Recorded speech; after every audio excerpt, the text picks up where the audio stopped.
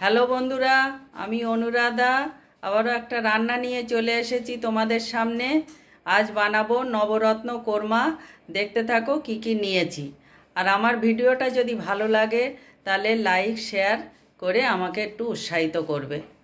নবরত্ন কোরমা বানানোর জন্য কয়েক রকম সবজি নিয়েছি, যেগুলো আমার ঘরে ছিল। ফুলকপি হলে ভালো হতো, এখন ফুলকপি নেই। আর আমি মশলা নিয়েছি জিরে গুঁড়ো, ধনে গুঁড়ো, আদা বাটা, লঙ্কার গুঁড়ো, লবণ। আর ফোড়নের জন্য নিয়েছি গরম মশলা, তেজপাতা আর গোটা জিরে, গরম মশলা, কসুরি মেথি, চিনি আর কাজু, পোস্ত আর দই আমি একসাথে বেটে নেবো। আর নিয়েছি ঘি। আর রান্না করব সাদা তেলে। আর পনির তো আছে। সাদা তেলে পনিরগুলো নুন দিয়ে হালকা ভেজে তুলে নেব। সবজিগুলো আমি একটু ভেজে তুলে নেব, আলু, গাজর, বিনস আর পটল। ফোড়নে দিয়ে দিয়েছি গোটা জিরে, গোটা গরম মশলা আর তেজপাতা। মশলাগুলো জলে গুলে দিয়ে দিয়েছি, দিয়ে তেল ছাড়া পর্যন্ত কষিয়ে নিয়েছি। এবার দিয়ে দেব কাজু, পোস্ত আর দইয়ের বাটাটা।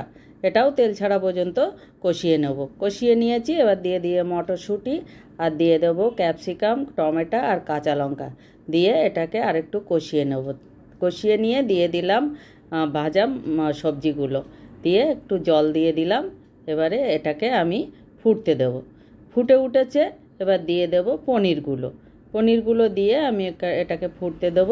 আমার হয়ে গেছে। এবারে দিয়ে দেবো চিনি আর দেব গরম মশলা আর রোস্টেড কসুরি মেথি আর ঘি দিয়ে এটাকে মিনিট খানিক নেড়ে চেড়ে আমি নামিয়ে নেব। আমার রেডি হয়ে গেছে নবরত্ন কোরমা।